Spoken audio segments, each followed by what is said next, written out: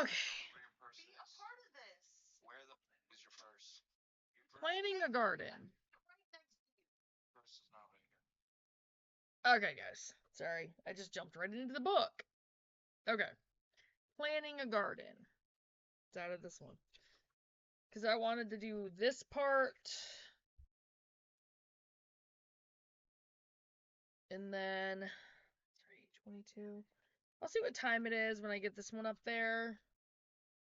I might get to do another book tonight. I don't know.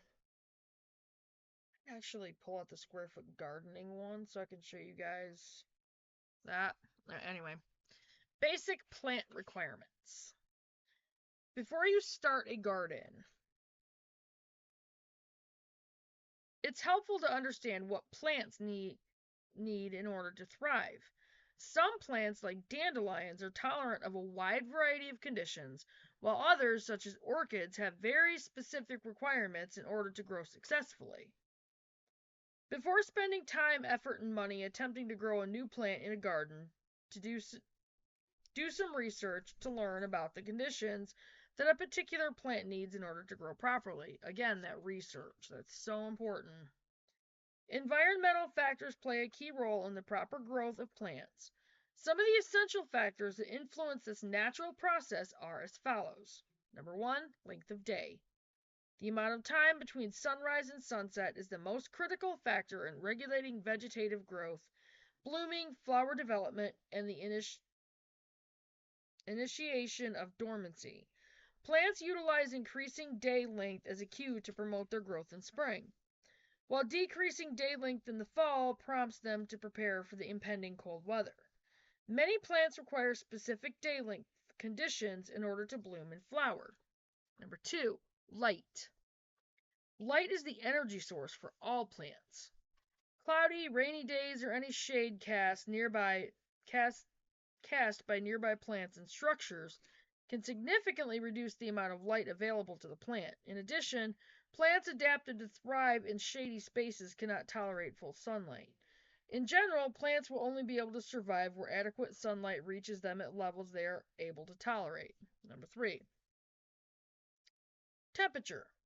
Plants grow best within an optimal range of temperatures. This temperature range may vary drastically depending on the plant species. Some plants thrive in environments where the temperature range is quite wide. Others can only survive within a very narrow temperature variance. Plants can only survive where temperatures allow them to carry on life-sustaining chemical reactions. Number 4, cold. Plants differ by species in their ability to survive cold temperatures. Temperatures below 60 degrees Fahrenheit injure some tropical plants. Conversely, Arctic species can tolerate temperatures well below zero. The ability of a plant to withstand cold is a function of the degree of dormancy present in the plant, its water status, and its general health. Exposure to wind, bright sunlight, or rapidly changing temperatures can also compromise a plant's tolerance to the cold. Number 5, heat. A plant's ability to tolerate heat also varies widely from species to species. Sorry, my hair's bugging me again. Many plants that evolved to grow in arid tropical regions are naturally very heat tolerant, while subarctic and alpine plants show very little tolerance for heat. Number 6, water. Different types of plants have different water needs. Some plants can tolerate drought during the summer but need winter rains in order to flourish. Other plants need a consistent supply of moisture to grow well. Careful attention to a plant's need for supplemental water can help you to select plants that need a minimum of irrigation to perform well in your garden. If you have poorly drained, chronically wet soil, you can select lovely garden plants that naturally grow in bogs, marshlands, and other wet places. Number 7, soil pH. A plant root's ability to take up certain nutrients depends on the pH, a measure of the acidity or alkalinity of your soil. Most plants grow best in soils that have a pH between 6.0 and 7.0. Most ericaceous plants, such as azaleas and blueberries, need acidic soils with a pH below 6.0 to grow well. Lime can be used to raise the soil's pH, and materials containing sulfates, such as aluminum sulfate and iron sulfate, can be used to lower the pH. The solubility of many trace elements is controlled by pH, and plants can only use the soluble forms of these important micronutrients. Okay. Selecting a site for your garden. Selecting a site for your garden is the first step in growing the vegetables, fruits, and herbs that you want. You do not need a large space in order to grow a significant amount of vegetables, fruits, and herbs. Creating a garden is about 25 square feet. That is about 25 square feet should be quite sufficient for a family. It is important that you don't start off with a space that is too large. It is better to start small and then work your way up if you find that gardening is something you truly enjoy. Well, I know I enjoy it, and square foot gardening definitely works for us, so. 5 factors to consider when choosing a garden site. You're gross. Number 1, sunlight. Sunlight is crucial for growth of vegetables and other plants. In order for your garden to grow, your plants will need at least 6 hours of direct sunlight per day. In order to make sure your garden receives an ample amount of sunlight, don't select a garden site that will be in the shade of trees, shrubs, houses, or other structures. Certain vegetables such as broccoli and spinach grow just fine in shadier spots. So if your garden does receive some shade, make sure to plant those types of vegetables in the shadier areas. However, on a whole, if your garden does not receive at least 6 hours of intense sunlight per day, it will not grow as efficiently or successfully. Now, okay, I just was thinking about that, and our garden site out on the back of the property where I've got the main Faith First garden, it's going to get the morning sunlight from the time the sun rises until it gets over there. So it's going to get at least 8 hours of good sun every day. Now the one over there will get about 6 to 7, which is still good, so.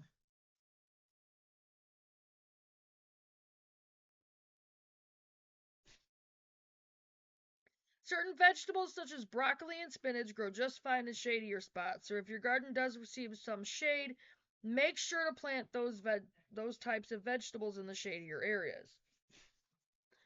However, on a whole, if your garden does not receive at least 6 hours of intense sunlight per day, it will not grow as efficiently or successfully. 2. Proximity. Another consideration is how close you place your garden to your home. If your garden is closer to your house and easy to reach, you will most likely use it more often and to its fullest potential. Having a garden close to your home will help you pick your vegetables and fruit at their peak ripeness, allowing you to access an abundance of fresh produce on a regular basis. Weeding, watering, and controlling pests are all more likely to be attended to if your garden is situated near your home. The other reason why it's going to be where it's at, out there, right out the door of our house pretty much, near the outdoor kitchen area. Overall, gardens placed closer to the home will receive more attention and thus be healthier and more productive. Number 3, soil quality. Contrary to some beliefs, you do not need higher quality soil to start and grow a productive garden. However, it is best to have soil that is fertile, is full of organic materials that provide nutrients to the plant roots, and is easy to dig and till. Loose, well-drained soil is ideal for growing a good garden. If there is a section of your yard where water does not easily drain after a good soaking rain, it is best not to plant your garden in that area, as the excess water will most likely drown your garden plants. Been there, done that. It's another reason why when I revive the old garden areas, especially over here, specifically for especially community use, it's going to be raised beds because I'm done dealing with the water. That area over there and especially the one with the raised bed garden area was horrible. If you guys go back and watch the older videos, that area was drowned out for so long. We couldn't even use it. I wanted to use it for a sugar beet garden. Was never able to.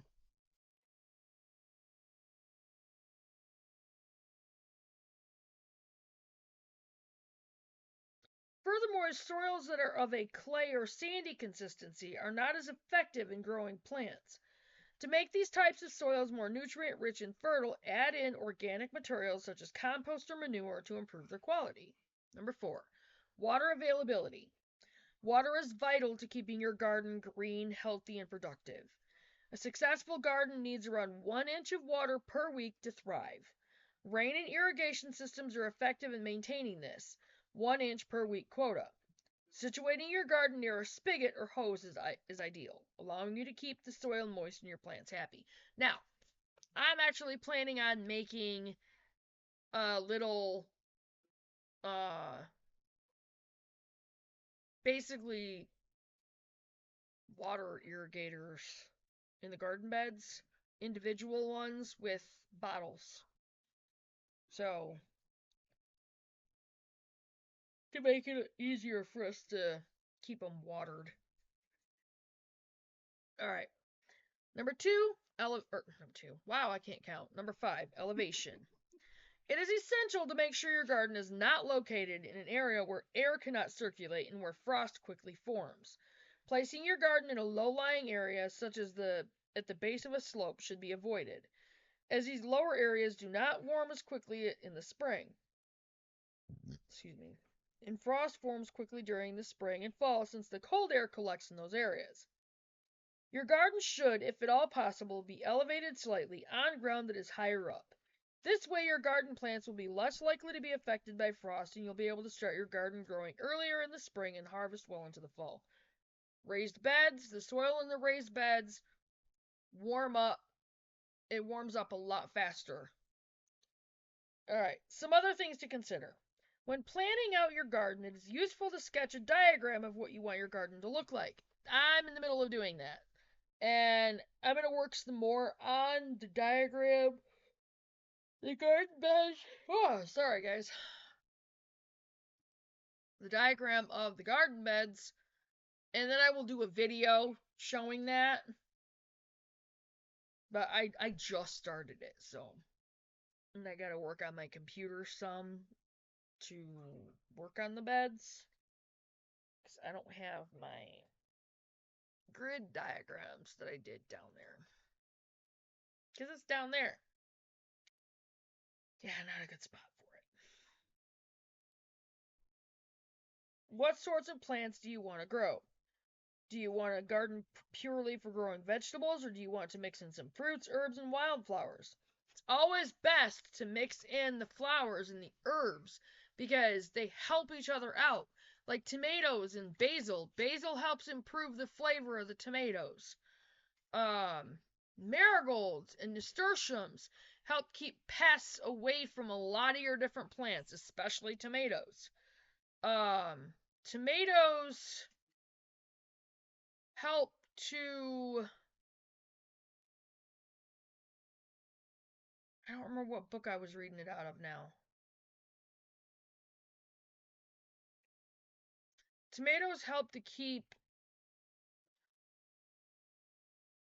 Crap, I forgot what it was. There's something that you can plant near tomatoes to help keep the horned tomato worm off from them. Wasn't it garlic? No. Something like that. It wasn't garlic. I remember you reading that, but I don't remember. Yeah, it wasn't garlic though. It was something else. Something else that's easier to grow. I want to say dill. Might have been dill. Really, Cinnamon? Go on. Go hunt mice. She's our mouser. Okay, anyway. She's a very good mouser.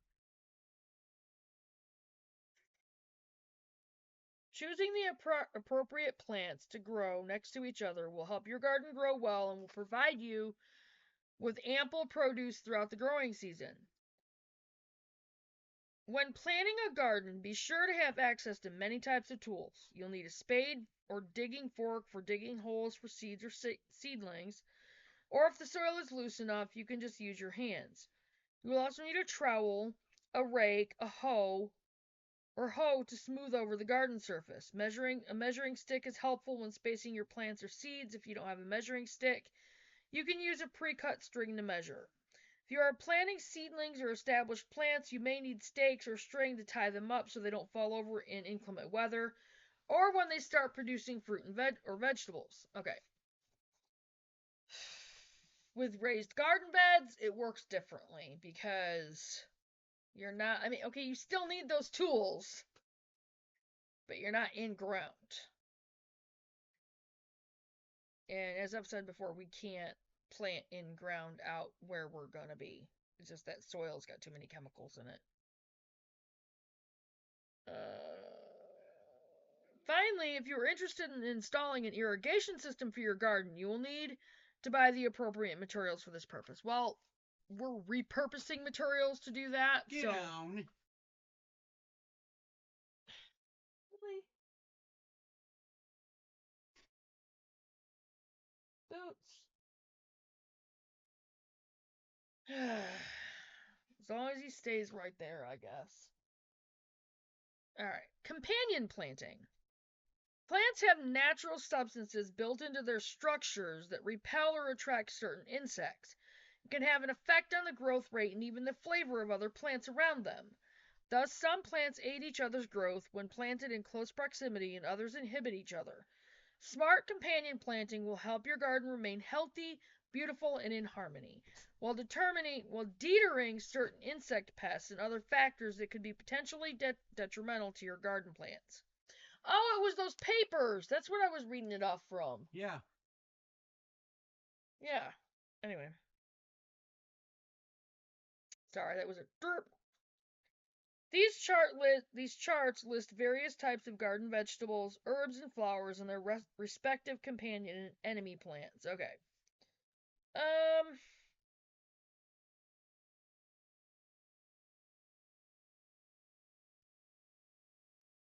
See asparagus, tomatoes, parsley, and basil. This isn't an exhausted list, okay? These are just a few. Companion plants for asparagus is tomatoes, parsley, basil. That's just a few. Avoid onion, garlic, and potatoes. Beans, eggplant is a companion. Avoid tomatoes, onions, and kales. Actually, that's not true because okay, I think it's pole beans you're not supposed to plant near tomatoes. You can plant bush beans.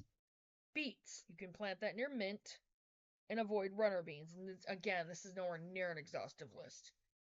Broccoli, companion plants, onion. Some of the companion plants are onion, garlic, and leeks.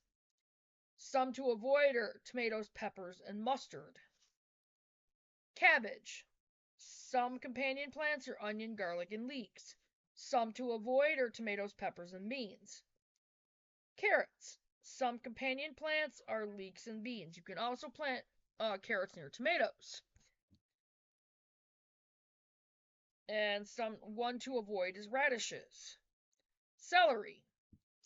Two companion plants are snapdragons. Will you get out? Dang it, Bandit. I'm trying to itch my foot, and he's like right underfoot. Sorry, guys.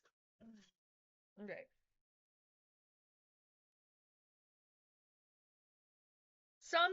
Some companion plants are daisies and snapdragons, and two to avoid are corn and aster flower. Now, snapdragons and aster flowers are not edible, so I wouldn't be planting them near them. In our garden, anything planted near any of the veggies are going to be. No, you're not going out there. Go. Edible. Like the marigolds and nasturtiums. Alright, cucumber.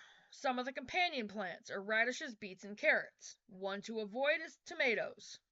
And that's in my other papers too. Eggplant. Two companion plants for them are marigolds and mint.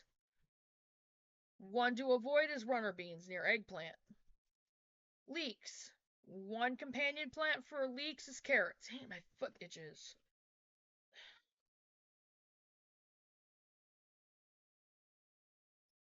One to avoid. Some of the plants to avoid are legumes, like your beans, peas, that kind of thing.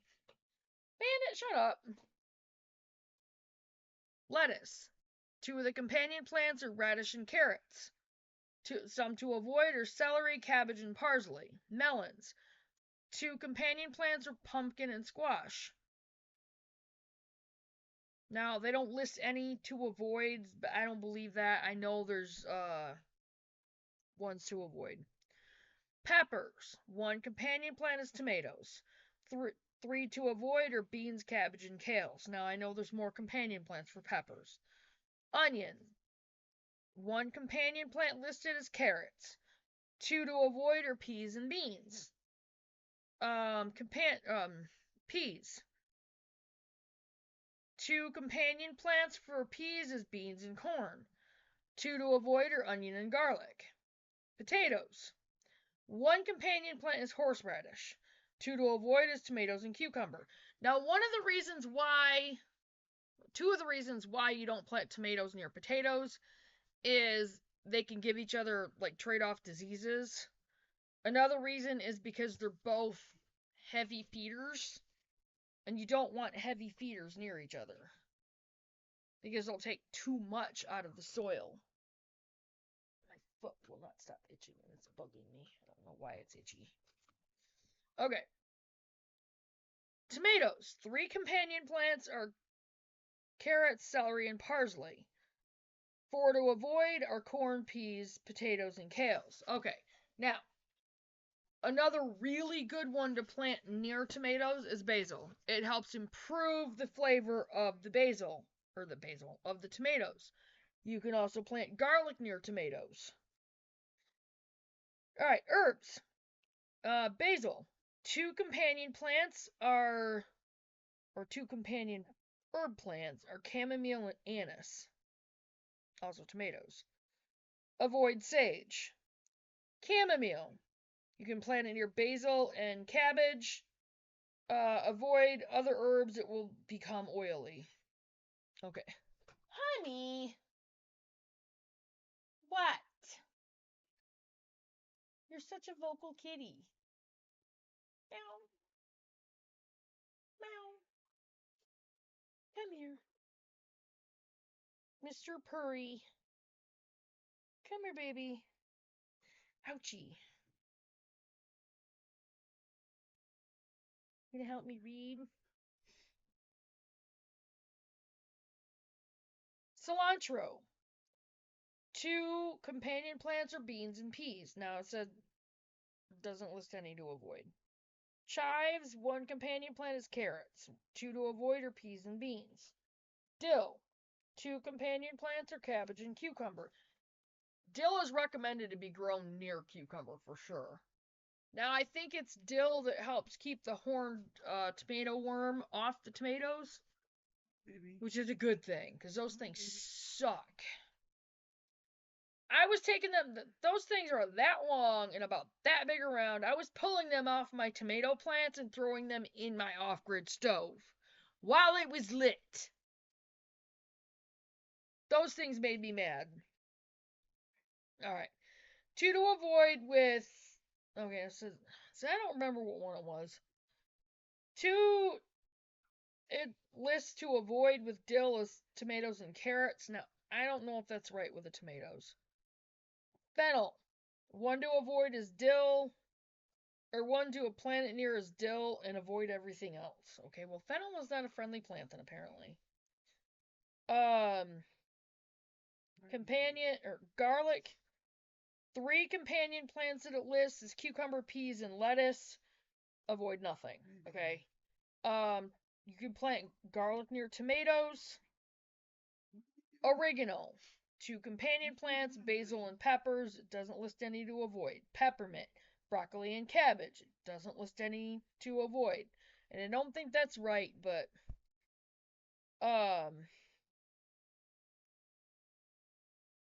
rosemary. Three companion plants, sage, beans, and carrots. So the rest of these don't list anything to avoid. Sage, rosemary, and beans for companion plants. Nothing to avoid. Summer savory, onions and green beans, companion plants. Nothing to avoid. Okay, flowers. Geraniums, companion plants, roses and tomatoes. Again, none of these have anything to avoid, according to this. Marigolds, tomatoes, peppers, most plants, because they deter pests. They're really good about that. So are nasturtiums, and marigolds and nasturtiums are both edible. Petunias, companion plant for squash and asparagus. Avoid none. Sunflowers, corn and tomatoes. Foods! Really? He's happy, so I'm just gonna leave him up here. Pet him. I Keep petting him. I'm gonna have to go put a band-aid on my Corn thumb. and tomatoes for companion plants for sunflowers. They are also edible. Tansies, companion plants for roses, cucumber, and squash. Avoid nothing. Okay. Plants for shade. It is best to situate your garden in an area that receives at least 6 hours of direct sunlight per day, especially if you want to grow vegetables or fruits. However, if the only part of your yard suitable for gardening is blocked by partial or full shade, or part of your sunlit garden receives partial shade during the day, you can still grow plenty of things in these areas. You just need to select plants that grow best in these types of environments. It is a good idea, either when buying seedlings from your local nursery or planting your own seeds, to read the accompanying label or packet or do a little research before planting to make sure your plants will thrive in a shadier environment. Flowering plants that do well in partial and full shade are bee balm, which is medicinal. It's a medicinal herb. Bleeding heart, coleus, daylily, fern, globe daisy, impassions, lily of the valley. And one thing I'm going to say, lilies, be careful if you have kitties. Lilies are poisonous to kitties. Pansies, those are edible. I'll be right back. Persian watch it. Because he is going to run out that door. No cats around. He's under the chair. Okay. Rue anemone, sweetest alyssum, bellflower, cardinal flower, columbine, dichondra, forget-me-not, golden bleeding heart, leopard bane, meadow rue, periwinkle, primrose, snapdragon, and thyme. Boots! Vegetable plants that can grow in partial shade. Arugula, beets, Brussels sprouts, endive, leaf lettuce, radish, Swiss chard, beans, broccoli, cauliflower, kale, peas, and spinach. And that's it for that. And the next one out of this book is improving your soil. So I'm going to go ahead and get off from here. I'll get this up there, and I will see after it uploads if I'm going to do any more tonight or not. So I will see you guys in the next video. And remember, guys, do your research. And YouTube, stop unsubscribing, people.